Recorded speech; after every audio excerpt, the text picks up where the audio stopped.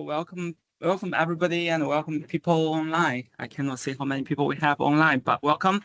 So I am so happy and delighted to invite Professor Katherine Cashell from UCL and to give us a talk. And I will have an introduction of Professor Katherine. And she's a professor of structural engineering at University College London, and where she leads a research group focused on the behavior and design of steel and composite structures under extreme loading conditions.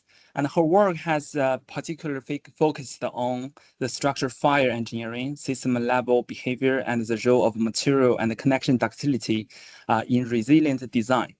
And without further introduction of very long expertise, I just highlighted the key thing. And she also serves the panel members of the UK 2029 Research Excellence Framework, which is quite important, and also contributing to the criteria setting and assessment for the unit assessment for the engineering part.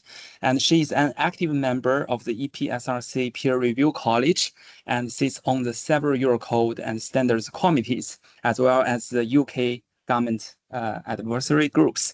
And she will give us a topic on steel and composite structures in fire, balancing resilience, safety, and sustainability through structural engineering. Let's welcome. Thank you, Shane. Thank you very much. Hi, everyone. Hopefully the people online will be able to hear me.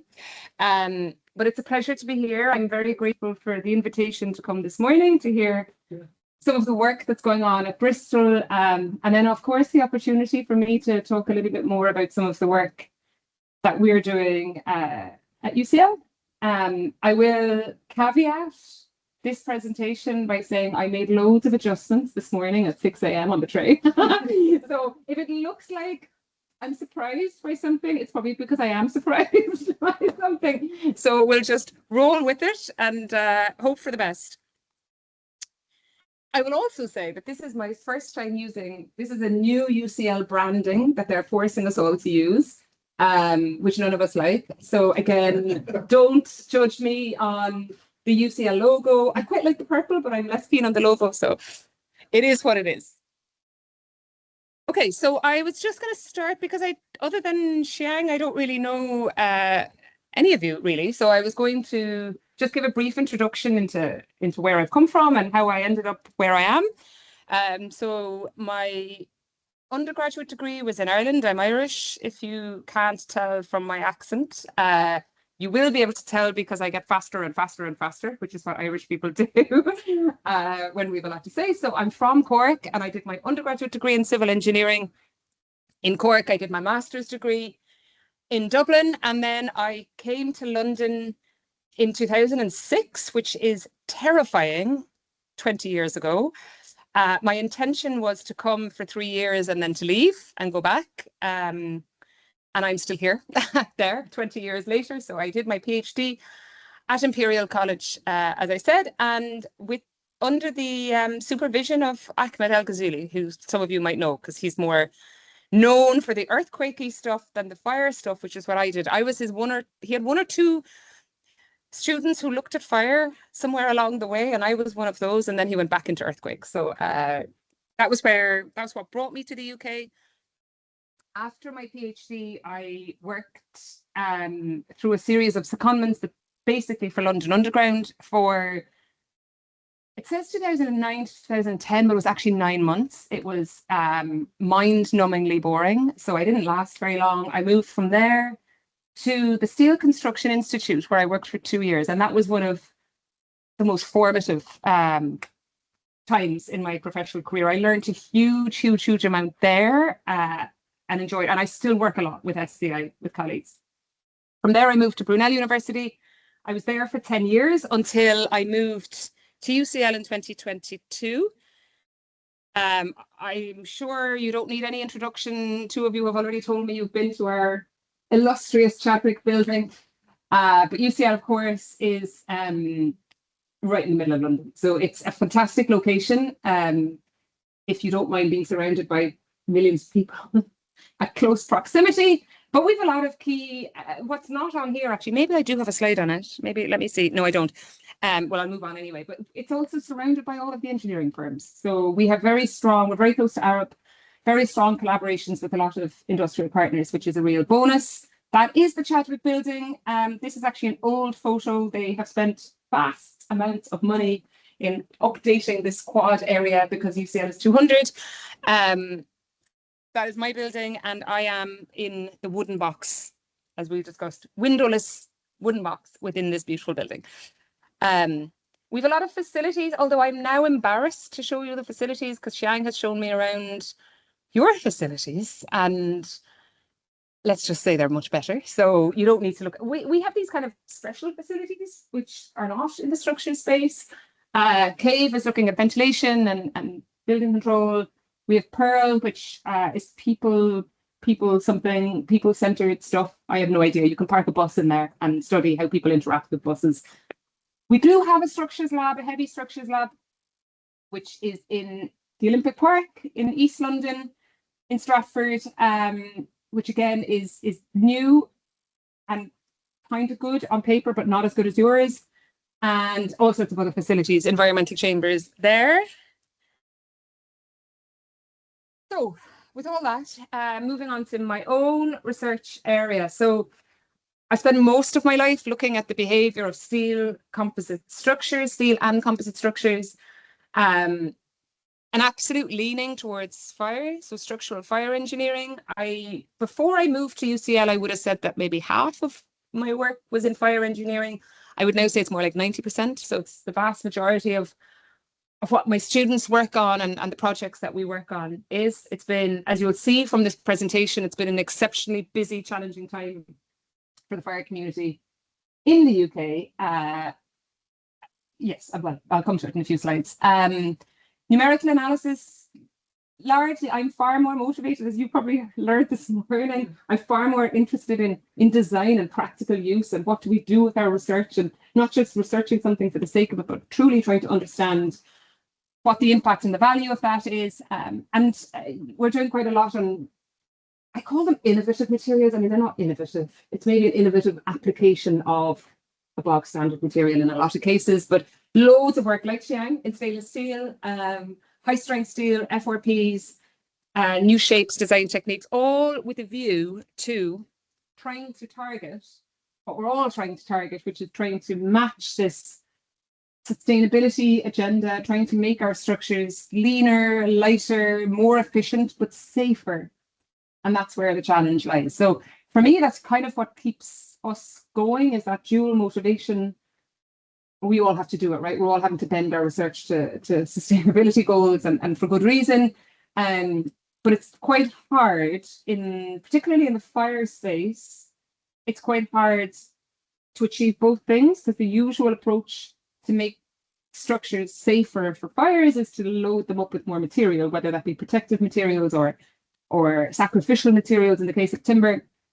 And of course, that goes against some of the sustainability criteria. So that fundamental challenge is something that keeps us busy and motivated. So a couple of things I want to talk about today. One is some of the current work that's going on in the fire space. Some of our recent work, and I guess Marius would have talked about resist as well. Marius, I know, was here last week, so you can judge us. You can tell us after who did it better, us or Birmingham. But we were also involved in the resist project, so I'm going to touch on that. And then, depending on time, I have a couple of slides at the end on some newer stuff that's going on currently. And we'll see how far we get. So why fire is important is such a obvious question. It's such a too obvious to answer in many cases.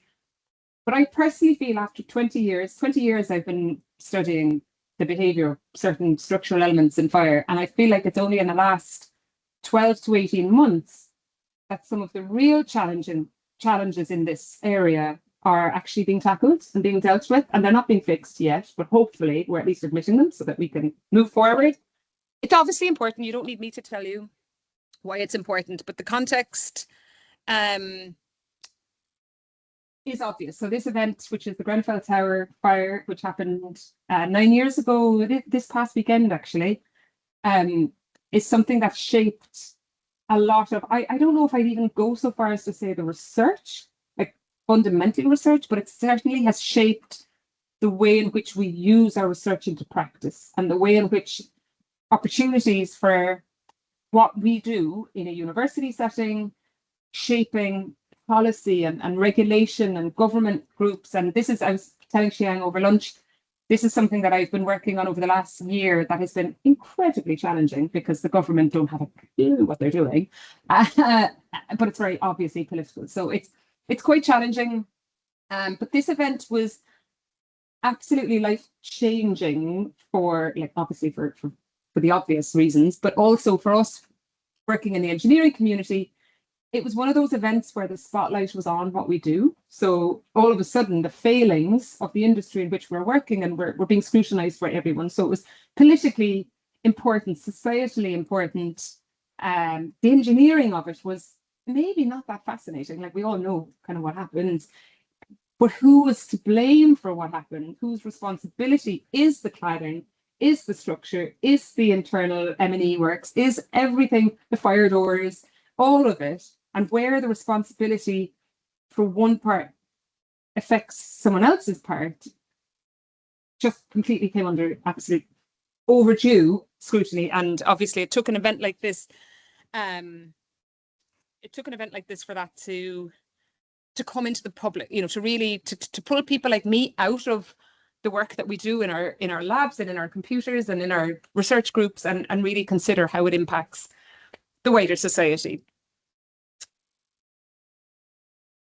So focusing just particularly on structural engineers, fire is one of those subjects that I say uniquely, I hope I'm right, maybe there's something else out there, but it at least combines material behaviour, so how the various materials that we use respond to high temperature, restraint, so proper structural questions, geometric nonlinearity, redistribution and system action, which is one of the things that's come under huge scrutiny in the last kind of 20 years, I would say. And there's no real accidental action which behaves quite like this, you know, so it's a unique set of circumstances that add to the challenge of trying to understand it. I'm sure other disasters, like things like progressive collapse, maybe even earthquake, they'll all have their own set of things that are unique and challenging. But for fire, a lot of it is, again, the fact that it's slow moving, it's slow developing necessarily, but everything around it is changing as it develops. The restraints particularly. So following Grenfell, I think it is worth, and I always struggle, I haven't yet got this right, but I struggle to make the link between what we do. So I have students that are working on a particular type of steel connection at elevated temperature, and then connecting that into the wider picture that I've talked about. So going back a step, one of the things, well, the main outcomes from a structural engineering point of view, which have come out of the Grenfell inquiry, is one, the need for professional competence.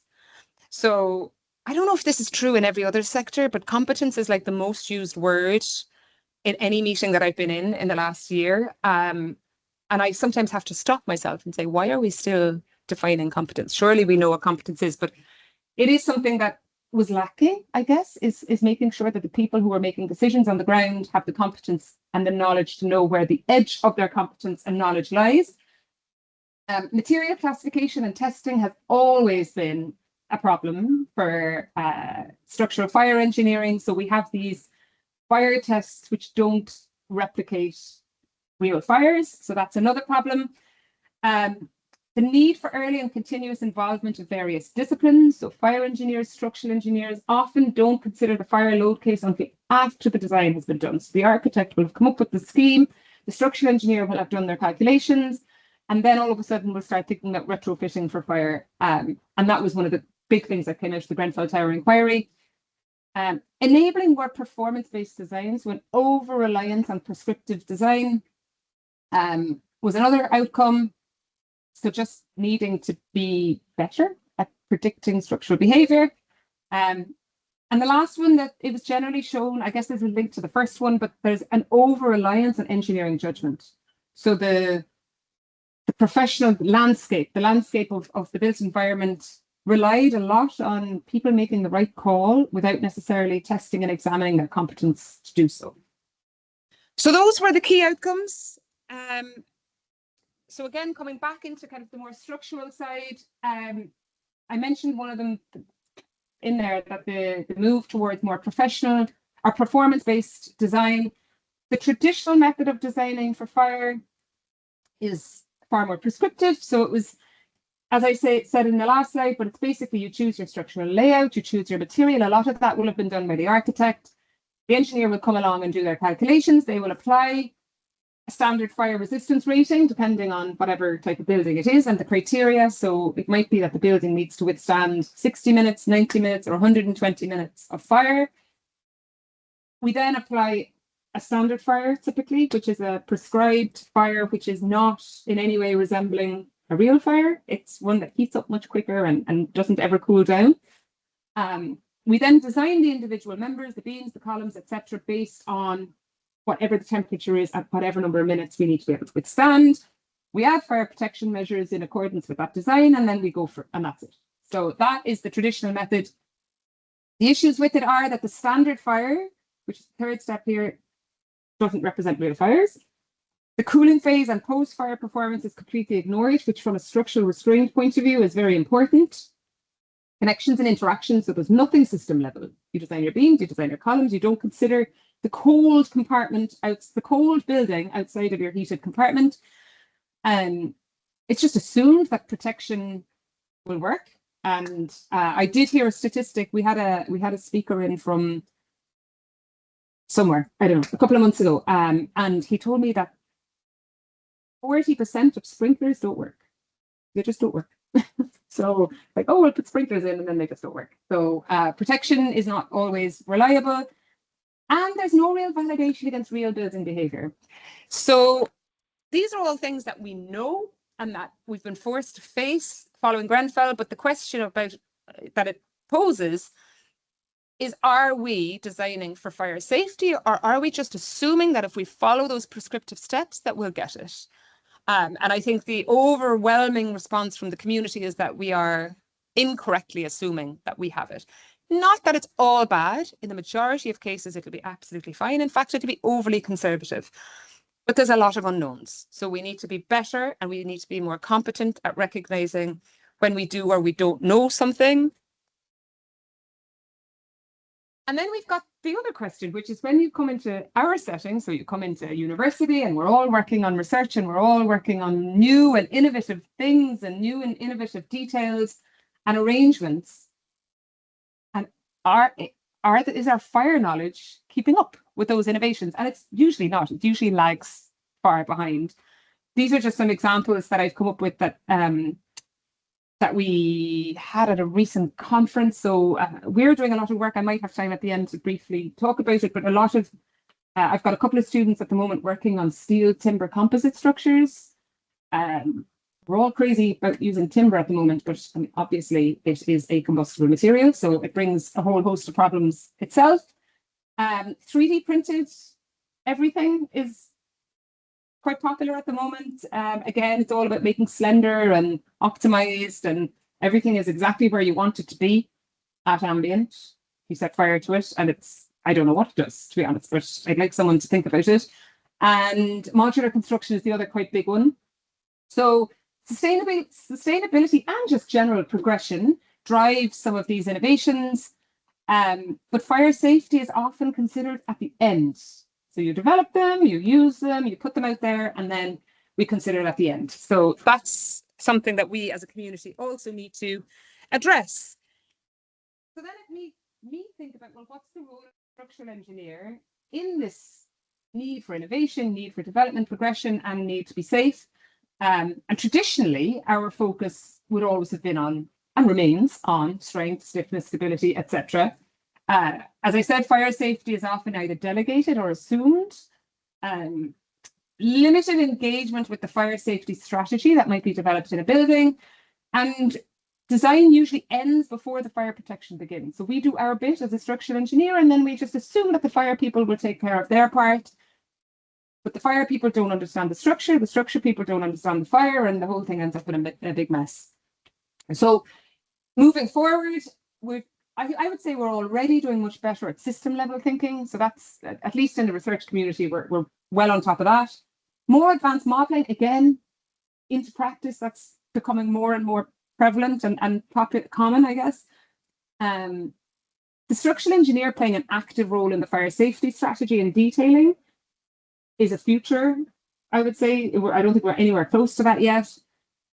Collaboration with fire engineers, etc., performance-based design integration, realistic fire scenarios. So through some of the work that's going on in some of these policy bodies that I've been involved in, this is very much the focus, is how do we get structural engineers, fire engineers, architects to talk to each other effectively and to communicate, to understand enough about each other and their competence to be able to ensure that the fire safety strategy isn't lost in the middle because no one is kind of quite doing it.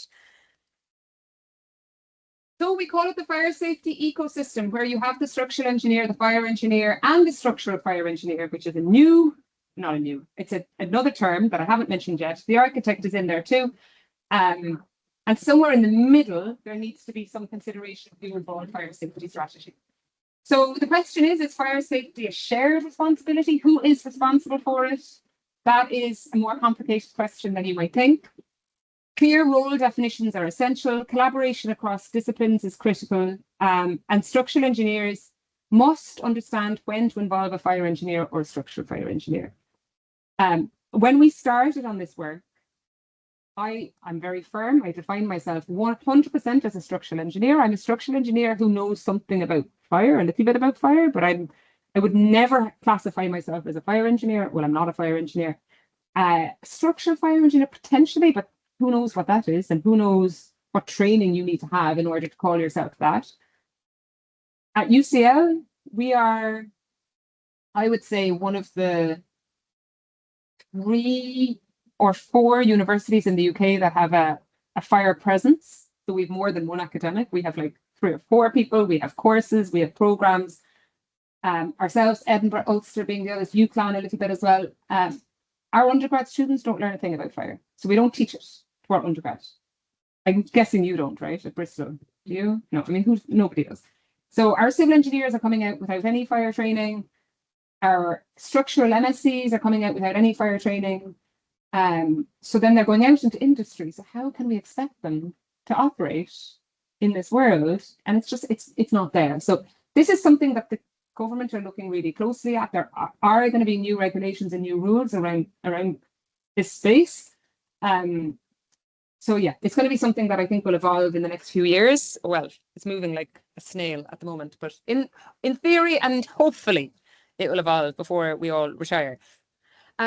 So going back to more of the research side and how we can kind of bridge that research into practice, most of our understanding of how real buildings, so not theoretical buildings and not building elements, but real buildings behave in real fires, has come from real fires, as you can imagine. So World Trade Center 7, which is not one of the Twin Towers, it was the other one that collapsed due to disproportionate collapse induced entirely by fire, so not by impact or anything else, was one of the enlightening fires that changed the way in which we recognize the importance of system level analysis rather than member level analysis, because the way that the beams behaved and the restraint and the effect that the surrounding building had on the way the progressive collapse then developed was different to what we've ever done before. So that was one of the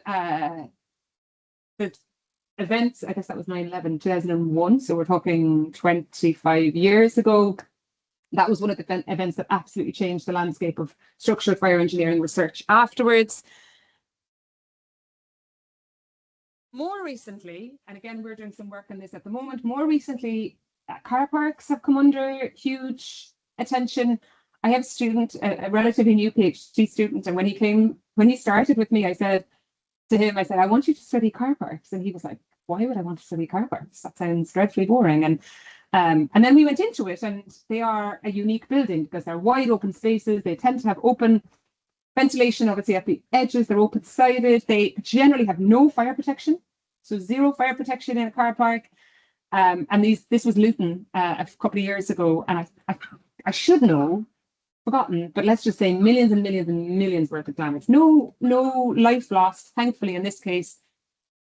But there's also like a cost, like an insurance cost associated. So that was one of the events that the lack of fire protection and the cooling phase came under a lot of attention, because the way the building responded after the fire was not what was predicted. So there's a lot of work going on in that at the moment from other groups as well, not just us. And focus just on the car parks. As I said, the assumptions before were that no fire protection was needed. They're open-sided. So the idea was that the wind and the ventilation is enough that, you know, it's not going to turn into a big fire event. So on that basis, low fire loads were assumed. It was assumed sprinklers, I've already talked about sprinklers, were effective. And the location of the ignition was not considered. So where the fire starts, whether it's in the middle of the car park or the edge of the car park, whether it's near a critical column or not near a critical column, was not part of the design process at all. The reality is that things are changing, although none of those fires, so the Luton fire was not started by an electric vehicle. Electric vehicles are obviously now becoming more and more common. The fire that results from an electric vehicle is quite different to the fire that results from a combustion engine fire event, in that it develops much quicker. It also runs its course much quicker. So the whole thing is just different. Fire loads, the way that we consider fire loads, vary across jurisdictions. So if you're in Wales, England, Scotland, Northern Ireland, it's treated differently, which again isn't ideal or scientific. The ignition source within the car, and sprinklers, whether they're, the electric vehicle thing is getting a lot of attention at the moment. I feel like it's getting too much attention, because we had loads of problems before the EVs that we still haven't solved. But it's shining a spotlight that we needed in order to get some more attention.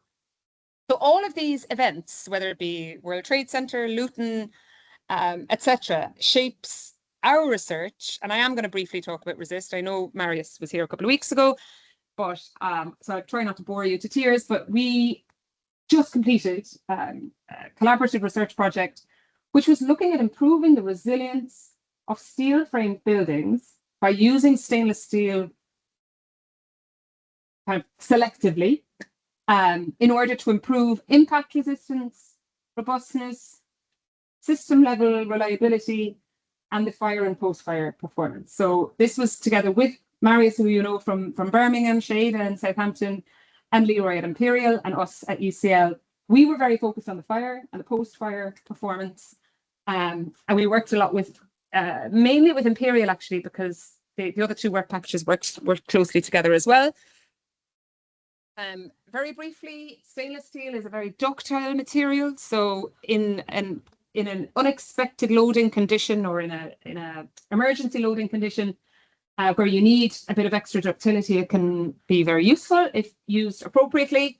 It's very expensive, so it's not necessarily something you want to be using everywhere.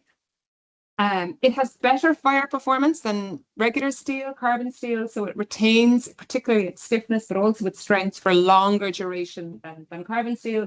So we thought that if we could truly understand the way it behaves in a fire, not so much the material, but more the structural arrangement, then we might be able to reduce the amount of fire protection materials and costs needed for the same level of protection and targeted material application.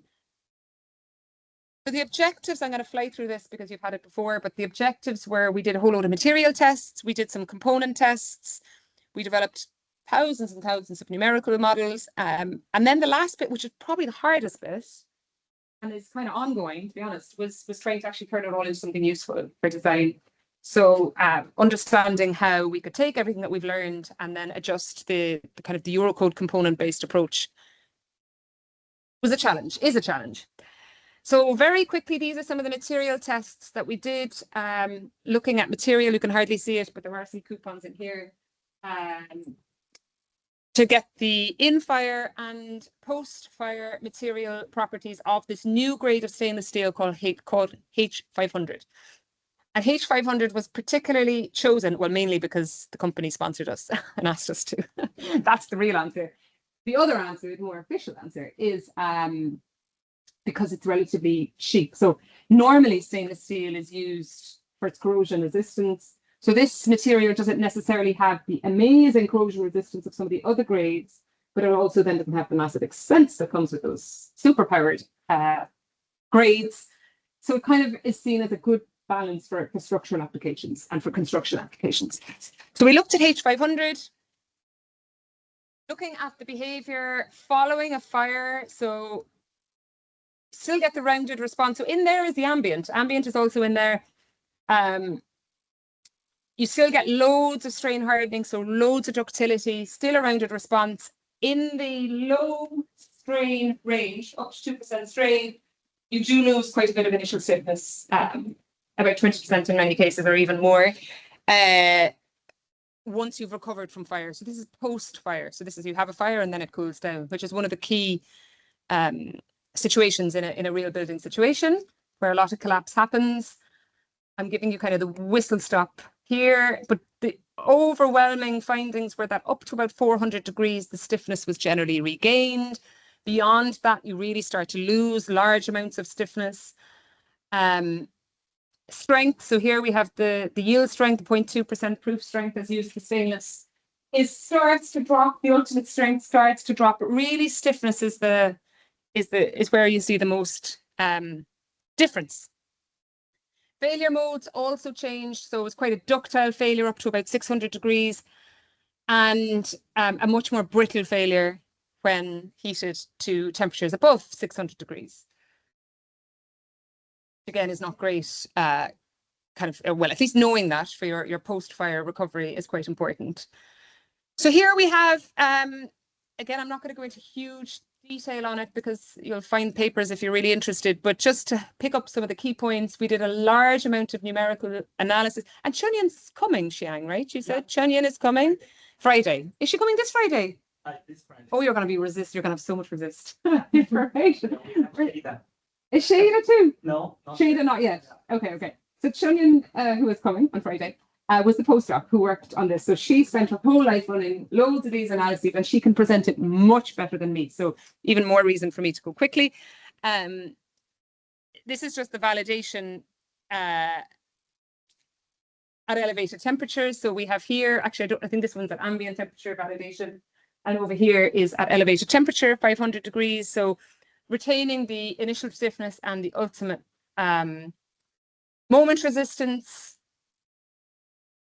And then and there was a lot more validation went on, but once we had our validated model based on some of the tests that we did, we were able to really run a detailed parametric study looking at changing out, so swapping out some of the components at the connections, the end plates, the bolts, from regular carbon steel into stainless steel. And what we found is that you generally get a similar level of moment resistance, which is not that surprising, but you get a massive amount of better ductility, rotation capacity, which again, in those extreme scenarios when you're looking for your connections to survive so that you can enable and allow redistributions to take place during an extreme event when the deformation starts to develop, is really quite important. So this was something that we were able to and are now trying to exploit. So exploiting this rotation capacity.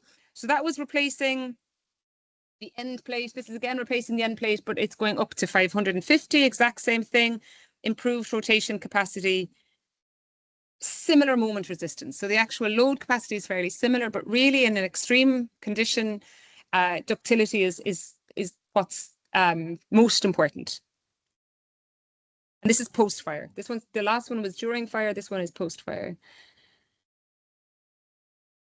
So here we have a flush end plate connection in fire again. So we've got ambient over here, 300 degrees over there. And what we were looking at in this one is different grades. It's actually not that easy to see, but we're looking at carbon steel, which is this one, the solid black. We're looking at a ferritic, I think was this one. Ferritic is the one that's very like carbon steel. So that we didn't get that much added value from. No improvement from the ferritic over the carbon steel. But once we start changing to an austenitic like H500, So that's a higher grade of stainless steel, then we start to see a big difference. So we're getting better moment capacity, moment resistance, and also improved rotation capacity by a lot, like 118% improvement. Next, we started looking at changing the bolt grade. So we looked at lots of different types of stainless steel bolts. Again, here we have carbon steel as well as stainless steel bolts. And we get improved moment resistance as well as significantly improved rotation capacity. And those are for all the different grades of bolts that we used. So ultimately, what we ended up doing is deciding to change both the end plate and the bolts. And that was what gave us huge performance enhancement. Even at 20 degrees, with ambient, no fire, you get improved moment resistance and improved rotation capacity, not that you necessarily need it. And then at 700 degrees, huge moment resistance improvement and ductility. So you can see from all these slides that the overriding message is that stainless steel used in the right place in the connection, the area that you want the ductility in order to enable the connection to survive and for moments and forces and rotations to be transferred through them, we were able to get quite a lot of improvement using this austenitic stainless steel end plates and bolts. So using that, as I said, this is kind of ongoing. I would say this has stretched my brain to its maximum, what it can cope with. Trying to update, if any of you are familiar with the component-based design method in Eurocode 3-part, what is it? Eurocode 3-part 1.8 connections, is like you need 6 months of pure dedication to get your brain around it. Well, I certainly do. So, but we have been updating. It's all based on springs and modeling, and Chunyan, who will give more on this, I hope, when she comes on Friday, has been working hard to develop the conditions, reliable conditions, for the component-based method, that we can start using some of those nice findings that we have developed from our parametric study and from our experiments into something useful for design. As I said, it's complicated, but it's ongoing, and she's made very good strides in the last. We've a couple of PhD students working on it as well. So these models, they capture we've looked at end plate, I presented. We've also looked at angle cleat. So we're looking at semi-rigid and a whole range of different connection types, which I haven't gotten into today. Looking at these hybrid connections, as we call them, so that's the carbon steel, stainless steel, and looking at the types of improvements that we're getting in design. So this is design, not the parametric, but the types of improvements that when we have updated our design method, at 700 degrees, we're getting a 95% improvement in the design capacity, which then has the effect of being able to reduce the amount of fire protection materials needed. We're not there quite yet because we have some a lot of reliability stuff to do between now and then. So in conclusion on resist, what it has shown, and I sort of repeated it a number of times, but replacing carbon steel with stainless steel in critical areas can lead to significant, like worth it levels of strength and rotation capacity, particularly at elevated temperatures. I'm sure Marius would have shown that in progressive collapse, it's exactly the same, impact exactly the same. So using a kind of high performance material selectively, using the engineering knowledge and not just whacking it in wherever we want, can offer significant benefits. And the component-based design method given in Eurocode 3, part 1.8, has been extended to address fire scenarios, and we have calibrated the parameters based on our parametric studies and experiments. Got my eye on the time, so I'm not going to take too long, but there's a couple of other completely different topics that we are working on. I mentioned before fire performance of steel, timber, composite structures. So I did see, I don't know who works in timber. Is there someone who works in timber? You're the timber person. Okay, so you're like a very important person in the world of fire. You do anything on fire? I should say yes. I was going to say the correct answer here is only yes. Okay. No. But timber is a popular product at the moment in the structural world. Its behaviour in fire is obviously not brilliant. It is combustible material, so it burns. It chars, and understanding all of that is is tricky. We had quite a lot of interest over the last couple of years in moving, in understanding more. Companies are wanting to understand more about timber in fire. There's a lack of experimental data. There's a lack of design guidance. For me to go straight into timber was too much of a stretch, so I found it much more comfortable to look at steel timber composite, which is more my comfort zone, to a point at least. So we have a couple of students who are working really well in this at the moment, and this is a really good space if you're interested in developing further, because there's a real opportunity to have impact. There is a new Eurocode being developed at the moment, looking at steel timber composite and concrete timber composite also.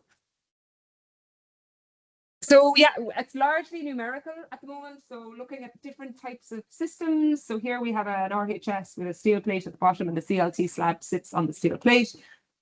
The fire curves are being challenged. So I talked earlier about standard fire that we apply in design. Standard fire is really not great for timber. It's not appropriate. It doesn't capture any of the stuff that's going on in timber. So we're looking at these other fire models, looking at what happens when the timber chars and you start to lose that contact. There's just loads and loads to do. So that's keeping us very busy. And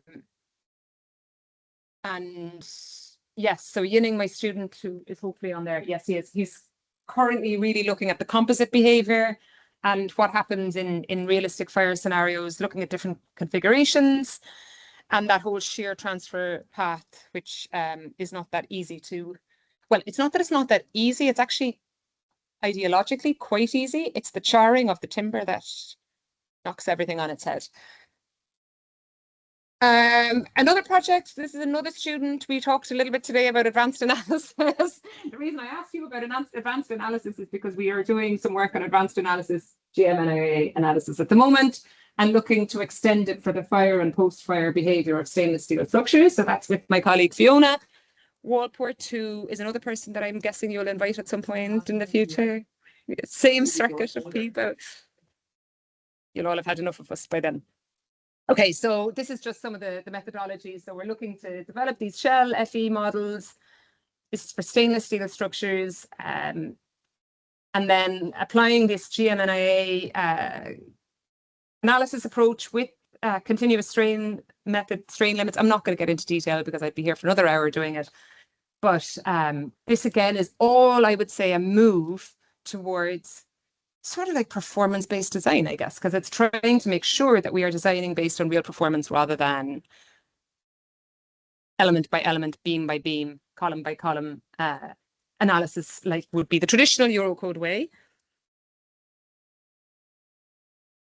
And again, the validation is underway here, and the student working on this Hongui is doing some very good work. So we're looking forward to seeing what comes out of that. And that is actually my last slide. So obviously deleted everything after that. So thank you very much. That was a whistle-stop tour of everything. I covered a lot of topics, but I'm very happy to take questions.